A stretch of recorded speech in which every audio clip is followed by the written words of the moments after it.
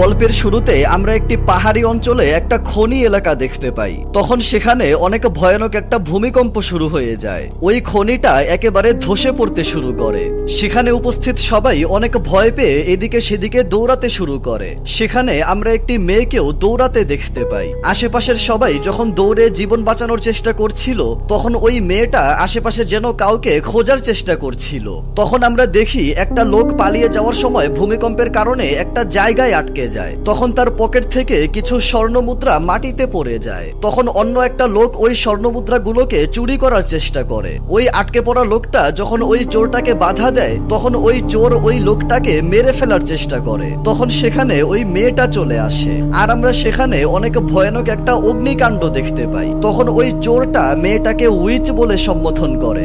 Which শব্দের অর্থ হলো একজন নারী যে জাদুটোনা করতে পারে। অনেক সময় বিভিন্ন গল্পে এই উইচকে অনেক খারাপ ভাবে দেখানো হয়, যারা অশুভ শক্তি বা খারাপ জাদুটোনা করে বা মানুষদের ক্ষতি করার চেষ্টা করে তাদেরকে বোঝানো হয়। কিন্তু উইচ যে সবসময় খারাপ হবে বিষয়টা এমন নয়, কিছু কিছু ক্ষেত্রে এরা ভালোও হতে পারে। আর আজকের এই নতুন এনিমেতে আমরা এমন একটি মেয়েকে দেখব যাকে পুরো দুনিয়া খারাপ উইচ বলে মনে করলেও রাজ্যের রাজকুমার তাকে শাস্তি না দিয়ে নিজের কাছে রেখে দেয়। আর সেখান থেকেই শুরু হয় এক অদ্ভুত পরিবর্তনের গল্প। পরের দৃশ্যে আমরা দেখি ওই মেয়েটাকে ফাঁসির কাঠগড়ায় দাঁড় করানো হয়েছে এবং সেখানে সমস্ত মানুষেরা জড়ো হয়ে ওই মেয়েটাকে উইচ উইচ বলে তাকে পাথর দিয়ে নিক্ষেপ করে বলতে থাকে, একে এখনই মেরে ফেলো, এর বেঁচে থাকার একদমই অধিকার নেই। সেখানে সবাই রাজ্যের রাজকুমারের জন্য অপেক্ষা করছিল যে রাজকুমার এসে এই মেয়েটাকে ফাঁসির শাস্তি শোনাবে, কিন্তু অনেকক্ষণ হয়ে যাওয়ার পরেও রাজকুমার সেখানে আসছিল না। তখন আমরা একজন বৃদ্ধ লোককে দেখি। সে রাজকুমারের রুমে এসে দেখে রাজকুমার এখানে বসে রয়েছে। বৃদ্ধ লোক রাজকুমারকে উঠালে রাজকুমার এমন ব্যবহার করছিলেন যেন তিনি কাউকে চিনতেই পারছেন না। বৃদ্ধ লোক বলে, সময় হয়ে গিয়েছে, আপনাকে এখন ওই উইচের শাস্তি শোনাতে হবে। রাজকুমার বলে, কিসের শাস্তি? এখানে কি হচ্ছে? আমি কি কোনো স্বপ্ন দেখছি নাকি? কিন্তু এটাকে তো আমার স্বপ্ন মনে হচ্ছে না। ওই বৃদ্ধ লোক বুঝতে পারে রাজকুমার একটু অস্বস্তি ফিল করছেন। কিছুক্ষণ পর তার হালকা পাতলা কিছু মনে পড়ে যায়। রাজকুমার বলে, তোমার নাম বারফ, তাই না? সে বলে, হ্যাঁ, আপনি ঠিক বলেছেন, ফাঁসির সময় হয়ে গিয়েছে, আপনাকে এখনই যেতে হবে। তখন রাজকুমার আর বারফ সেখান থেকে চলে যায়। যাওয়ার আগে রাজকুমার একটু আগে যেই পাত্রে কিছু একটা পান করেছিল ওই পাত্রের দিকে তাকায়, আর আমাদেরকেও ওই গ্লাসটাকে ফোকাস করে দেখানো হয়। ব্যাকগ্রাউন্ডে রাজকুমারের ভয়েস বলে, আমি বুঝতেই পারছি না আমার সাথে কি হয়েছিল। তারপর রাজকুমার যখন সবার সামনে আসে তখন সবাই চিৎকার করে বলতে থাকে, ওই উইচকে এখনই মেরে ফেলুন, আপনার সিদ্ধান্ত তাড়াতাড়ি শোনান। তখন রাজকুমার ওই মেয়েটার দিকে তাকিয়ে মনে মনে বলে, এই মেয়েটাকে আমি কেন শাস্তি দিব? সে কি অপরাধ করেছে? সে কি আসলে অপরাধ করেছে নাকি তাকে মিথ্যা অভিযোগে ফাঁসানো হয়েছে?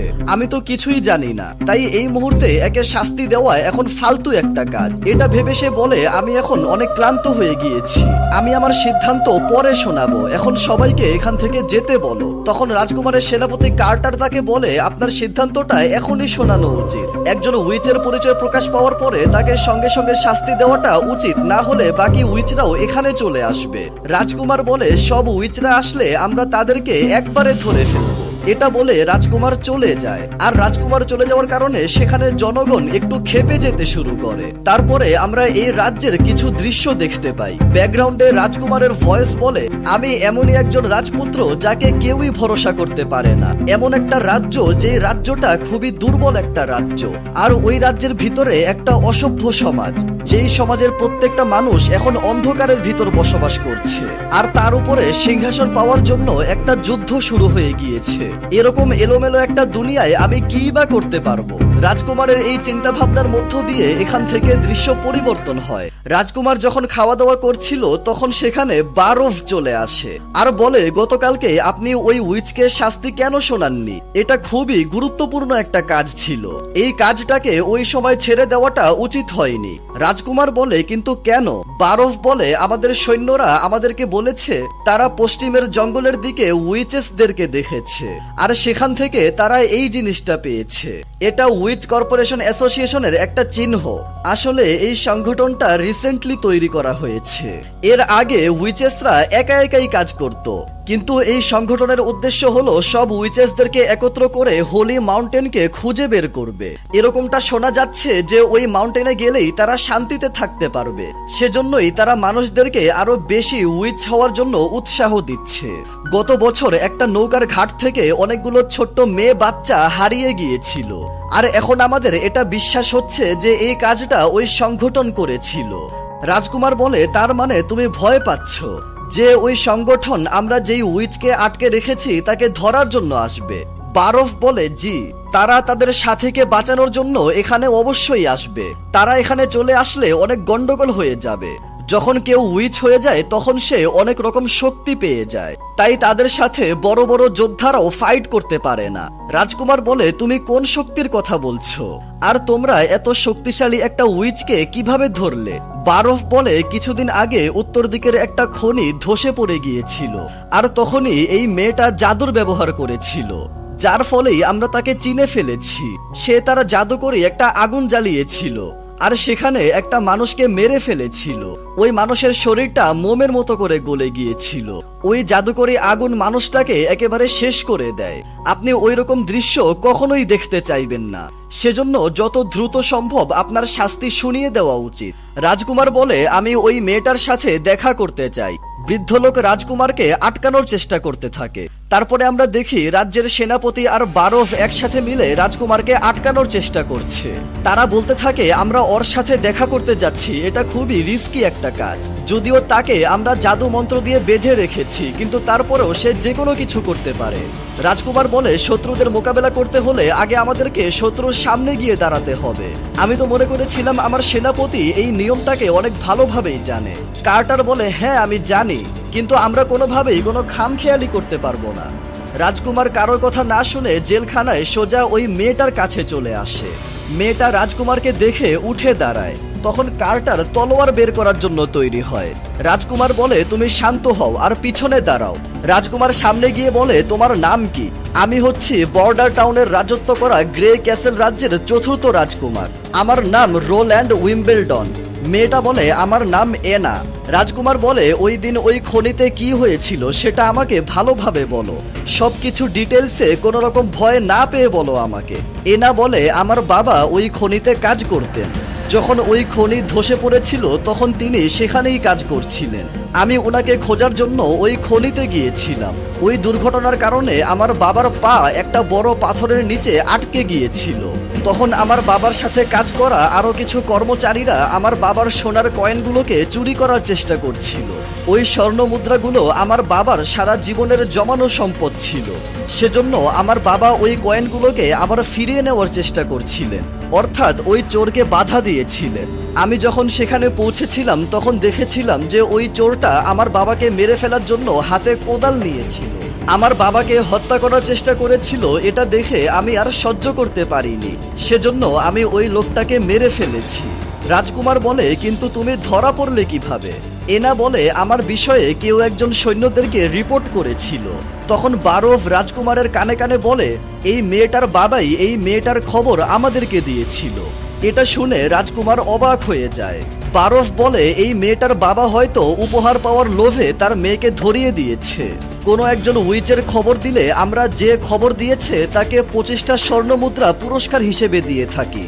যেই ব্যক্তির পা ভেঙে গিয়েছে ওই ব্যক্তির জন্য এই পরিমাণ স্বর্ণ মুদ্রা তার পুরো জীবন কাটানোর জন্য একেবারে পারফেক্ট। তখন রাজকুমার এনাকে জিজ্ঞাসা করে, ওই চোরটা তো অনেক শক্তিশালী ছিল, তাহলে তুমি ওকে মারলে কিভাবে? এনা বলে, আমি তাকে ওই পাওয়ার দিয়ে মেরেছি, যেই পাওয়ারকে আপনারা শয়তানের পাওয়ার বলে থাকেন।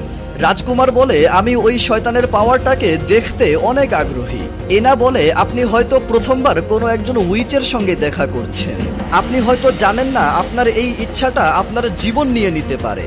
রাজকুমার সামনে এগিয়ে ওই মেয়েটার গলার লকেটটাকে যখন ধরে তখন কার্টার রাজকুমারকে টেনে সেখান থেকে দূরে নিয়ে যায়। আর তাদের সামনে মেয়েটার আশপাশ থেকে অনেক ভয়ানক আগুন জ্বলতে শুরু করে। সবাই রাজকুমারকে বলে, আমাদের এখনই এখান থেকে চলে যেতে হবে। কিন্তু রাজকুমার বলে, আমি যাব না, আমি আরো দেখতে চাই। তোমরা ভালোভাবে খেয়াল করে দেখো, এই আগুনের পরিমাণটা বেড়ে যাচ্ছে না। সে এই আগুনটাকে নিজের কন্ট্রোলে রেখেছে, তার মানে সে আমাদের কোনো ক্ষতি করতে চায় না। তখন এই আগুনের মধ্য দিয়ে এনা বের হয়ে আসে, আর কিছুক্ষণ পরে সম্পূর্ণ আগুন অদৃশ্য হয়ে যায়। এনা বলে, আপনি যেই পাওয়ারটা দেখতে চেয়েছিলেন আপনার ওই ইচ্ছাটা পূরণ হয়ে গিয়েছে, এখন আপনি চাইলে আমাকে মেরে ফেলতে পারেন। তখন রাজকুমার সামনে এগিয়ে তার শরীরের কাপড়ের মাধ্যমে এনার শরীরকে ঢেকে দিয়ে বলে, আমি তোমাকে কোনো শাস্তি দিব না, আমি তোমার জন্য অন্য কিছু একটা ভেবেছি, আমি তোমাকে হায়ার করছি। এটা শুনে এনা অনেক অবাক হয়ে যায়। আর এটার সাথেই এই এনিমের প্রথম এপিসোড এখানেই শেষ হয়ে যায়।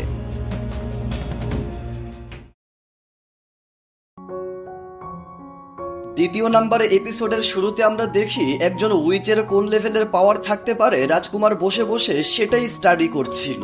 তখন ওই রুমে বারফ চলে আসে।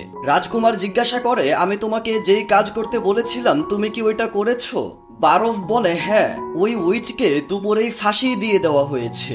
রাজকুমার বলে, ভালো হয়েছে, তোমার জন্য এখন আরো একটা কাজ আছে, সেটা হলো বর্ডার টাউনের বিগত 10 বছরের ট্যাক্স ও নির্দিষ্ট খরচের রিপোর্টটাকে আমাকে সামারাইজ করে দাও। আর এটার সাথে এই শহরে যে কয়টা কারখানা আছে, যেমন কাপড়ের, লোহার আর থালা বাসন, এগুলোর যেই কারখানা রয়েছে, এই কারখানাগুলোতে কিরকম কাজ করা হয়, আর এরকম কারখানা সর্বমোট কয়টা রয়েছে এবং এখানে কয়জন মানুষ বসবাস করে এবং তারা কে কি কাজ করে, এই বিষয়েও আমি বিস্তারিত জানতে চাই। বারফ অবাক হয়ে বলে, আপনি এই তথ্যগুলো কেন জানতে চাইছেন?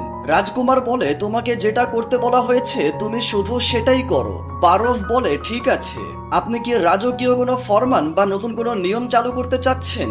তখন রাজকুমার বিভিন্ন দেশের আর শহরের নাম বলে ওইসব জায়গায় কারা বর্তমানে রাজত্ব করছে তাদের নাম বলে। আর একবারে শেষে বলে যে আমাকে বর্ডার টাউনের দায়িত্বে পাঠানো হয়েছে, এখন তুমি আমাকে বলো এখানে থেকে আমি কি রাজ সিংহাসন জিততে পারবো, এটার সম্ভাবনা কতটুকু? বারফ বলে, প্রত্যেকটা রাজকুমারের কাছে তাদের নিজের নিজের একটা পাওয়ার রয়েছে, আর তাদের তুলনায় বর্ডার টাউনের মতো একটা জায়গায় কোনো কিছু অর্জন করাটা অনেক কঠিন একটা ব্যাপার। আর এছাড়াও আপনার অতীতের প্রদর্শন আর বর্তমানে আপনার পরিস্থিতি দেখে আপনার ভিতরে তেমন কোনো পাওয়ার অনুভব করা যাচ্ছে না।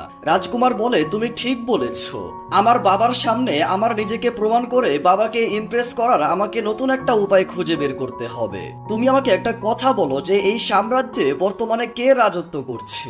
বারফ বলে, এখন বর্তমানে গ্রে ক্যাসেলের শাহী পরিবার রাজত্ব করছে, অর্থাৎ উইম্বেলডন। রাজকুমার বলে, এটা শুধু কথার কথা, এইসব সাম্রাজ্যের উপর যারা রাজত্ব করছে তারা আসলে হারমেস নামক একটা শহরে থাকে। ওইখানে চার্চের প্রধান যাকে মুকুট পরিয়ে দেয় একমাত্র সেই ক্ষমতা পায়। সেজন্য আমার ভাই বোনরা যেখানে যাই করুক না কেন, আসল ক্ষমতা এখানকার চার্চের কাছেই রয়েছে। যদি আমি এরকম একটা রাজ্য বানাই যেখানে কোনো কিছুই কোনো চার্চের উপর নির্ভর থাকবে না, তাহলে নিশ্চিত ওই রাজ্যের রাজগদিটা আমারই হবে। তুমি তো অনেক বছর ধরেই আমাদের জন্য বিশ্বাসের সাথে কাজ করছো, তাই আমি চার্চের বিষয়ে এরকম কথা বলছি। এটা শুনে তোমার হয়তো খারাপ লাগছে। বারফ বলে, আপনি ঠিক বলছেন, কিন্তু চার্চের পাওয়ার অনেক বেশি, সাধারণ জনগণও এই মুহূর্তে চার্চের পক্ষে রয়েছে, আমরা এখন কি বা করতে পারবো? রাজকুমার বলে, চার্চ মানুষদের সামনে মিথ্যা কথা বলে নিজের সম্মানটাকে এত বাড়িয়ে নিয়েছে, যদি আমরা চার্চের মিথ্যাকে প্রমাণ করে দেই তাহলে আমরাই জিতে যাব। আর চার্চ মানুষদেরকে যেই মিথ্যা কথা বলেছে সেটা হলো উইচেসরা শুধু ডেভিল বা শয়তান হয়ে থাকে, কিন্তু এটা পুরোপুরিভাবে সত্যি নয়। বারফ বলে, তার মানে এটার জন্যই আপনি ওই উইচকে বাঁচিয়েছেন? রাজকুমার বলে, তুমি বিগত 20 বছর ধরে অর্থমন্ত্রীর সহকারী হিসেবে কাজ করছো, তাই না? বারফ বলে, হ্যাঁ। রাজকুমার বলে, যদি আমি জিতে যাই বা আমি রাজা হয়ে যাই তাহলে তুমি শুধু মন্ত্রী থাকবে না, তুমি এটার জায়গায় অনেক ভালো কিছু একটা হয়ে যাবে। এমনও হতে পারে তুমি একজন মহামন্ত্রী হয়ে যাবে, তুমি সবার লিডার হয়ে যাবে। সেজন্য তুমি আমার সিদ্ধান্তের উপর কোনো রকম সন্দেহ বা প্রশ্ন কিছুই করো না। এগুলো শুনে বারফ অবাক হয়ে যায়। তারপর সে যখন রাজকুমারের রুম থেকে বের হয় তখন কার্টার বলে, কি হয়েছে? রাজকুমার কি বলল? এই উইচের ব্যাপারটা ধীরে ধীরে অনেক বেড়ে যাবে, এখানে অবশ্যই কোনো একটা সমস্যা রয়েছে। বারফ বলে, শুধু এটার ভিতরে না, রাজকুমার রোল্যান্ডের ভিতরেও একটা সমস্যা রয়েছে। যদি এই খবরটা হারমেস শহর পর্যন্ত পৌঁছে যায় তাহলে অনেক বড় একটা গন্ডগোল হয়ে যাবে। পরের দৃশ্যে আমরা এনা নামের ওই মেয়েটাকে দেখতে পাই। তখন আমরা দেখি বারফ এনাকে বলেছিল, রাজকুমার আপনার সাথে একটা কন্ট্রাক্ট করেছে, হয়েছে, আর এই কন্ট্রাক্ট অনুযায়ী আপনার আর রাজকুমারের মধ্যে সমানভাবে কাজ করার একটা সম্বন্ধ তৈরি হয়ে যাবে। এনা বলে, আমি কিছু বুঝতে পারলাম না। বারফ বলে, এটার মানে হলো রাজকুমার চাচ্ছেন আপনি তার জন্য কাজ করেন, আর আপনি যেই কাজ করবেন ওই কাজের বদলে আপনাকে প্রতি মাসে একটা সোনার কয়েন দেওয়া হবে। এটা শুনে এনা অনেক অবাক হয়ে যায় আর বলে, এত পরিমাণ টাকা তো আমার বাবা এক বছরেও কামাতে পারতেন না। এই কন্ট্রাক্টে মনে হয় কিছু ভুল লেখা রয়েছে। বারফ বলে, আপনার পারিশ্রমিকটা রাজকুমার রোল্যান্ড নিজের হাতে লিখেছেন, তাই এখানে কোনো ভুল হওয়ার সম্ভাবনাই নেই। তখন এনা এখানে বসে বসে এটাই ভাবছিল যে রাজকুমার আমার দ্বারা কি করাতে চাচ্ছেন, আমি কি বা করতে পারবো, আমি তো কিছুই বুঝতে পারছি না। তখন সেখানে রাজকুমার রোল্যান্ড চলে আসে আর এনাকে জিজ্ঞাসা করে, তুমি কেমন আছো? গতকাল রাতে তোমার ঘুম কেমন হয়েছে? এনা বলে, হ্যাঁ অনেক ভালো হয়েছে। রাজকুমার বলে, এত কিছু হওয়ার পরে তোমার প্রপার বিশ্রাম নেওয়াটা অনেক জরুরি ছিল। তখন এনা জিজ্ঞাসা করে, আমি একটা বিষয় কোনোভাবেই বুঝতে পারছি না, আপনি আমার জীবন কেন বাঁচিয়েছেন, আপনি এটা কেন করেছেন, আর আমার সাথে আপনি ওই কন্ট্রাক্ট কেনই বা করতে চাচ্ছেন? রাজকুমার বলে, আজকের বিকেলটা অনেক সুন্দর, চলো একটু হাঁটাহাঁটি করা যাক। সে কোনো উত্তর না দিয়ে এনাকে নিয়ে ঘোরাঘুরি করতে শুরু করে। এনা আবারও জিজ্ঞাসা করে, আপনি আমার জীবন কেন বাঁচিয়েছেন যেখানে আমি একজন ব্যক্তিকে মেরে ফেলেছি? রাজকুমার বলে, তুমি তোমার বাবার জীবনকে বাঁচানোর জন্য ওই লোকটাকে মেরেছিলে, তোমার জায়গায় আমি হলে আমিও এটাই করতাম, তাই এটা আমার চোখে কোনো অপরাধ না। এনা বলে, আপনি আমার এই কাজটাকে অপরাধ মনে না করলেও আমি একজন উইচ, যেটার আরেকটা মানে শয়তানকে দিয়ে বোঝানো হয়, আর আপনি চাইলেও আমার এই পরিচয়কে কখনোই গোপন রাখতে পারবেন না। তখন রাজকুমার একটা ফুল ছিঁড়ে এনাকে দেয়। এনা যখন ওই ফুলটাকে দেখছিল তখন রাজকুমার বলে, তুমি কি জানো এই ফুলটা অনেক বিষাক্ত একটা ফুল? এটা শুনে এনার হাত থেকে ওই ফুলটা আতঙ্কের কারণে নিচে পড়ে যায়। রাজকুমার বলে, ভয় পেও না, আমি তো মজা করছিলাম, এই ফুলটা কোনোভাবেই বিষাক্ত নয়, এটা তো সবাই জানে, কিন্তু তারপরেও আমি যখন এই ফুলটাকে বিষাক্ত বলেছি তুমি তখন এই ফুলটাকে নিচে ফেলে দিয়েছো, কিন্তু এটা অনেক নর্মাল একটা ফুল, এই ফুলের মধ্যে কোনো পরিবর্তন আসেনি, শুধু এই ফুলটাকে নিয়ে তোমার চিন্তা ভাবনা পরিবর্তন হয়েছে। আর আমি মনে করি উইচরাও এই ফুলের মতোই প্রকৃতির একটা অংশ, তারা ভালোও না খারাপও না, শুধু মানুষরাই তাদেরকে ভালো খারাপ বলে বিচার করে, আর মানুষদের এই চিন্তা ভাবনাকে পরিবর্তন করাটা আসলেই লজিক্যালি সম্ভব। এনা বলে, আপনার চিন্তা ভাবনাটা আসলেই সবার থেকে অনেকটা ভিন্ন, কিন্তু তবুও আমার পাওয়ারটা অনেক ভয়ানক। চার্চ একদম ঠিক কথা বলে, একজন উইচের শক্তি একটা শয়তানের শক্তি হয়ে থাকে, সেজন্য যেই মানুষটাই আমার কাছে আসবে আমার শক্তি তাকেই মেরে ফেলবে, আপনারও আমাকে মেরে ফেলা উচিত ছিল। এটা বলে এনা কান্না করতে থাকে। রাজকুমার বলে, তুমি যদি মরতে চাও তাহলে আমি তোমাকে কখনোই আটকাবো না, কিন্তু এতে কখনোই সমস্যার সমাধান হবে না, এটাকে পালিয়ে যাওয়া বলা হবে। তুমি মরে গেলেও তোমার বাবার উইচেসদের সম্পর্কে তার দৃষ্টিভঙ্গি কখনোই পরিবর্তন হবে না, তুমি যা হারিয়েছো সেটা আর কখনোই তোমার কাছে ফিরে আসবে না, কিন্তু এটার বদলে তুমি অন্য একটা রাস্তাকে চুজ করতে পারো, তুমি এমন একটা দুনিয়া তৈরি করতে পারো যেখানে উইচেসরা একদম স্বাধীনভাবে ঘুরে বেড়াতে পারবে, ওই দুনিয়াতে তোমাকে এত ভয় পেয়ে জীবন কাটাতে হবে না, তোমার শক্তি বা পাওয়ার কেউ লুকিয়ে রাখতে হবে না, আর তোমাকেও সেখানে লুকিয়ে থাকতেও হবে না, সেখানে তুমি যেভাবে বাঁচতে চাও সেভাবেই বাঁচতে পারবে, তোমার শক্তি দিয়ে তুমি অন্যদেরকে সাহায্যও করতে পারবে। আর আমার মনে হয় এভাবেই ছোট্ট একটা পরিবর্তনের মাধ্যমে পুরো দুনিয়াকে চেঞ্জ করা সম্ভব, একদম এই ফুলটার মতো আমাদের চিন্তা ভাবনাকে আমরা পরিবর্তন করতে পারবো, বা মানুষদের চিন্তা ভাবনাকে আমাদের পরিবর্তন করাতে হবে। আর এভাবেই তুমি একটা ফুলের মতো করে সাহস আর সম্মানের সাথে আবারও ফুটে উঠবে, তখন তোমাকে কেউই আর শয়তান বলে পরিচয় দিবে না। আর এরকমই একটা দুনিয়া তৈরি করার জন্য আমি তোমার সঙ্গ চাই, আমরা দুইজন মিলে এরকম একটা দুনিয়া তৈরি করব। এনা কান্না করতে করতে বলে, আমি স্কুলে যেতে চাই, আমি সবার সাথে পড়াশোনা করতে চাই, সবার সাথে মাঠে ঘুরে বেড়াতে চাই, আমি ভবিষ্যতে প্রফেসর কার্লের মতো করে বাচ্চাদেরকে শিক্ষা দিতে চাই, আমার এই স্বপ্নটা কি কখনো সত্যি হবে? রাজকুমার বলে, হবে, তুমি যদি আমার সঙ্গ দাও তাহলে তোমার এই স্বপ্নটা অবশ্যই পূরণ হবে। এনা বলে, তাহলে আমি আপনার সাথে অবশ্যই থাকবো, বলুন আমাকে কি করতে হবে? তারপর ব্যাকগ্রাউন্ডে রাজকুমারের ভয়েস বলতে থাকে, তোমাকে সবার আগে তোমার পাওয়ার সম্পর্কে জানতে হবে, তোমার পাওয়ারকে কন্ট্রোল করা শিখতে হবে, আর এটার জন্য তোমাকে এখন থেকেই ট্রেনিং শুরু করতে হবে। তোমাকে নিজের শক্তির উপর সম্পূর্ণ মাস্টারি অর্জন করতে হবে। তোমার আগুনের শক্তির পরিমাণ, তাপমাত্রা, এরকমই প্রত্যেকটা বিষয়ের উপর তোমাকে নজর রাখতে হবে। পরের দৃশ্যে আমরা দেখি রাজকুমার বারফকে বলছে, গতকাল রাতে আমি সব বিষয়ে ভালোভাবে স্টাডি করেছি, আর আমি জানতে পেরেছি বর্ডার টাউনে সবচেয়ে বেশি কাজ হয় মাইনিং এর, আর এই মাইনিং করতে গিয়ে অনেক সময় অনেক দামি দামি জিনিসও বের হয়ে আসে। এটার সাথে আমি বাকি সমস্ত কাগজপত্র দেখেছি, আর এটা দেখে আমি এটাই বুঝতে পেরেছি যে গত বছর আমরা কিছুই কামাতে পারিনি, শুধু লোহা দিয়ে হালকা পাতলা কিছু করতে পেরেছি, তাও সেটা অত বেশি পরিমাণে না। এত কম বিজনেস করে আমাদের কোনো প্রফিটই হচ্ছে না। আমরা না ঠিকমতো মাইনিং এর হিসাব করছি, আর না মানুষদের প্রতিদিনের কিরকম খরচ হয় ওইটার হিসাব করছি। এখানে কোনো কিছুই ঠিক নেই, সবকিছু এলোমেলো ভাবে চলছে। সবাই যদি শুধু মাইনিং এর কাজ করে তাহলে বর্ডার টাউনে চাষাবাদ কে করবে? আমি তো এটাই বুঝতে পারছি না আমরা আমাদের খাবারের ব্যবস্থা কিভাবে করব। রাজকুমার সারা রাত বসে বসে এইসব কিছু হিসাব করেছে, এটা দেখে বারফ অবাক হয়ে যায়। রাজকুমার বলে, আমি আমার এলাকা সম্পর্কে ঠিকমতো এখনো কিছুই জানি না, কারণ আমি সবকিছু তোমার ভরসায় ছেড়ে আমি শুধু আরামায়েশ করছিলাম, কিন্তু এখন থেকে আমি শুধু সেটাই করব যেটা আমার করা উচিত। তুমি শুধু আমাকে সাহায্য করবে। বারফ বলে, আসলে গত বছর আমাদের এখানকার খনিজ পদার্থকে লংসং শহরের সাথে খাদ্যের বদলে এক্সচেঞ্জ করে নেওয়া হয়েছিল। রাজকুমার বলে, কিন্তু কেন? এগুলো তো বিক্রি করা উচিত ছিল।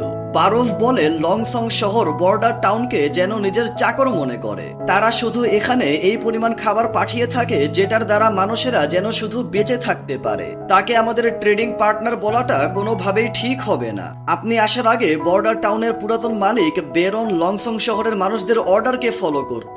অল্প একটু খাবারের বিনিময়ে সে আমাদের সম্পূর্ণ খনিজ তাদেরকে দিয়ে দিত।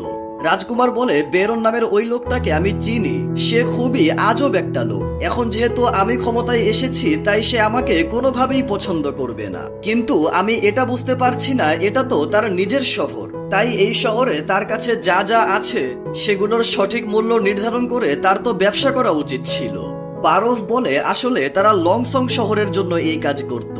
এই শহরের জন্য কোনো ভালো কিছু করার প্রতি তাদের কোনো আগ্রহই ছিল না। লোকেরা আমাদেরকে শুধু লুটে পুটে খাচ্ছে। আমরা তাদেরকে যতই মূল্যবান খনিজ দেই না কেন, তারা আমাদেরকে শুধু বেঁচে থাকার জন্য যেটুকু প্রয়োজন ওইটুকুই খাবার দিয়ে থাকে। আমরা সঠিক মূল্যটা কখনোই পাইনি। রাজকুমার বলে, এরকম চললে কিছুই হবে না, লংসং এর সাথে সব রকম লেনদেন বন্ধ করে দাও। বারফ বলে, তাহলে আমরা ভবিষ্যতের জন্য খাবার কোথা থেকে আনবো? রাজকুমার বলে, বর্ডার টাউনের আসল ব্যবসা এখন শুরু করতে হবে। আমাদের জাহাজের যেই খনিজ বর্তমানে রয়েছে ওইগুলোকে উইলো টাউনে বিক্রি করে দাও, আর ওই টাকা দিয়েই আমরা তাদের কাছ থেকেই ডাইরেক্টলি খাবার কিনে নেব।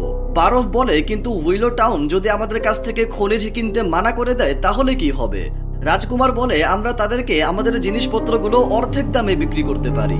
অর্ধেক দামে জিনিস কিনতে কে চাইবে না? আর এটার দ্বারা আমরা শুরুর দিকে অনেক ভালো পরিমাণে একটা পুঁজি পেয়ে যাব। বারফ বলে, কিন্তু আমরা এই দামে বিক্রি করতে থাকলে আমাদের শুধু লস হতে থাকবে। রাজকুমার বলে, আমরা শুধু ওই শহরের সাথেই চুক্তি করব না, আমাদের কাছে বেশি জাহাজ থাকলে আমরা রেড ওয়াটার নদীর মাধ্যমে পুরো রাজ্যে আমাদের বিজনেস চালিয়ে যেতে পারবো। আর এই ক্ষেত্রে আমরা শুধু একটা শহরের উপর নির্ভরশীল হব না। বারফ বলে, এটা করলে আমাদের বিজনেস তো গ্রো হবে, কিন্তু লংসং শহরের সাথে আমাদের একটা শত্রুতা তৈরি হয়ে যাবে। হতে পারে শীতের সময় সে আমাদেরকে তাদের শহরে আশ্রয় দিবে না। রাজকুমার বলে, কিন্তু শীতের মৌসুমে আমাদের তাদের কেন প্রয়োজন? বারফ বলে, শীতের মৌসুমটা ডেমনদের মৌসুম বলা হয়। শীতের সময় আসলে যখন প্রথমবার বরফ পড়তে শুরু করে তখন ড্রাগন স্পাইন মাউন্টেনের দরজা খুলে যায়। বর্ডার টাউনের পশ্চিমের দিকে অবস্থিত জঙ্গলের পশুদের উপর কালো শক্তি একটা প্রভাব ফেলতে শুরু করে, আর ওই পশুরা অনেক ভয়ানক ডেমনদের রূপ ধারণ করে ফেলে। ওই রহস্যময় জঙ্গলে তারা সবকিছু ধ্বংস করতে করতে পূর্বের দিকে এগিয়ে যায়। বর্ডার টাউনের আশেপাশে কোনো দেওয়াল নেই, সেজন্য আমরা ওই মনস্টারদের সাথে কখনোই ফাইট করতে পারবো না। তাই বেঁচে থাকার জন্য শীতের সময় বর্ডার টাউনের লোকদেরকে লংসং শহরেই আশ্রয় নিতে হয়। লংসং এর আশেপাশে বানানো বড় বড় দেওয়াল আর তাদের যোদ্ধারাই শুধু মনস্টারদের সাথে ফাইট করতে পারে। আর শীতের মৌসুমের সাথে ওই মনস্টাররা যখন চলে যায় তখন এই বর্ডার টাউনের লোকেরা আবারও এখানে বসবাস শুরু করতে পারে। এগুলো শুনে রাজকুমার বুঝতে পারে এই সমস্যার সমাধান না করা পর্যন্ত বর্ডার টাউনে রাজত্ব করা বা রাজগদিকে হাসিল করার চিন্তা করাটাও একটা অসম্ভব বিষয়। তখন রাজকুমার এই শহরে বিগত 5 বছরের বেশি সময় ধরে যারা বসবাস করছে আর যারা ওই ডেমনদের মৌসুমটাকে নিজের চোখে দেখেছে এদের মধ্যে 3 জনকে তার সামনে উপস্থিত করে। রাজকুমার এদের কাছ থেকে ডেমনদের মৌসুম কেমন হয় এবং কিরকম ডেমন সেখানে আসে, তাদের কাছে কি পরিমাণ খাবার থাকে এবং লংসং তাদের সাথে কিরকম ব্যবহার করে এইসব বিষয়ে বিস্তারিত জেনে নেয়। তারপর রাজকুমার কার্টারের সাথে মিলে শীতের মৌসুমে বর্ডার টাউনে কিভাবে থাকা যায় সেটার প্ল্যানিং করতে থাকে। কার্টার বলে, আপনি এটা কি বলছেন? এটা আমরা কিভাবে করব? আমাদের কাছে পর্যাপ্ত পরিমাণ সৈন্যও নেই। আমরা ডেমন বিস্টের সাথে কোনোভাবেই ফাইট করতে পারবো না। আমাদেরকে আশ্রয়ের জন্য লংসং শহরে যেতেই হবে। রাজকুমার বলে, তুমি এত ভয় পাচ্ছ কেন? আমি নিজেও মরতে চাই না আর কাউকে মরতে দিবও না। এটাই আমাদের থাকার জায়গা। আমরা আমাদের জায়গা ছেড়ে কোথাও যাব না। আমরা লড়াই করব, বেঁচে থাকার জন্য সংগ্রাম করব। কার্টার বলে, কিন্তু আপনি কি করতে চাচ্ছেন? রাজকুমার বলে, আমরা শীতের দিনে মনস্টারদের সাথে ফাইট করব আর এটার জন্য আমরা এখানে অনেক বড় একটা দেওয়াল তৈরি করব। রাজকুমারের এই কথার সাথে 2 নাম্বার এপিসোড এখানেই শেষ হয়ে যায়।